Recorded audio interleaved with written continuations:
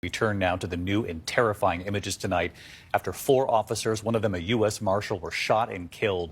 The deadliest day for American law enforcement in years. Officers serving a warrant at a home in Charlotte, North Carolina. This new video tonight shows that neighborhood, what many say looked like a war zone.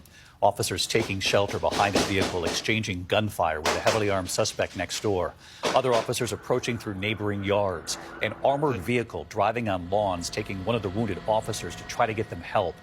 Tonight, hear the faces of the fallen officers. Officers Sam Pelosi and William Alden Elliott, 14-year veterans of the Department of Adult Corrections. Thomas Weeks, a U.S. Marshal who leaves behind a wife and 4 children. Joshua Iyer, an Army veteran and father of a 3-year-old, just last week honored as Officer of the Month.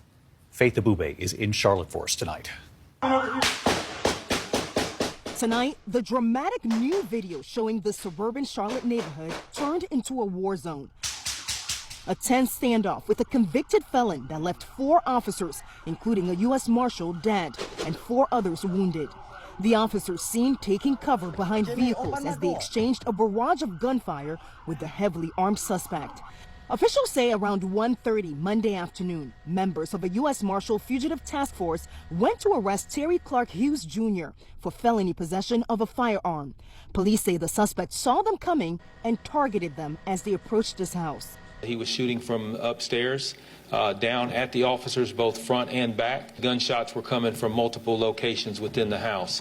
The suspect armed with an assault-style rifle, a handgun, and extra ammunition. Tyler, get in here! Get in the bathroom, Tyler! Sang Chun lives next door and was just feet away. And the bullets were flying. Flying right here. The violent shootout lasting 4 hours. The suspect shot dead on his front lawn. At an emotional press conference today, officials clearly grieving, remembering the officers' heroic acts in the line of duty. It's just been very tough. And knowing that you have families that are hurting right now. We'll get through it, though. Investigators now identifying all 4 law enforcement officers who died in the violent attack.